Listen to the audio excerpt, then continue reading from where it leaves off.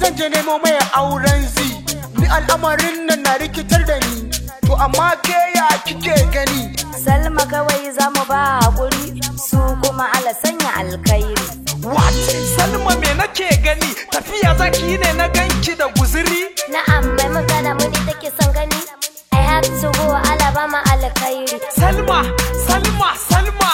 Oh my God. Yanzu na dawo daga gidan su Zainabu, mun gana da mahaifinta gemu da gemu. The point here is mun yi maganan auren ku, sai ka fara lissafi mun sa wata 13. Ni fa har yanzu ban tura rai da kai ba, bana lissafi ba zan san matarka ba. Listen to me, Salma, amsar rana. I'm not sure ni da ke za mu kara gana. La, har yanzu kana cikin raina. Sami aure in Allah ya kai ne mijina. Excuse me, barin daga waya. Yau nan ba hannu busy da wa kake waya. Salma ta kira muke gaisawa, dan kin san garin su ta yi komawa. Da wuri haka kuma ba sallama, ka gaishe da ita in waya kuma.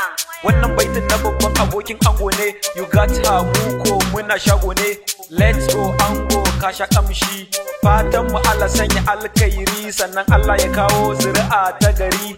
Baka baka sauri sauri kai ta ɗakin ka a koda yaushe kullum mun baka sawaran ka santa. Hey yo ka bata duka haƙinta, ka bata duka haƙinta.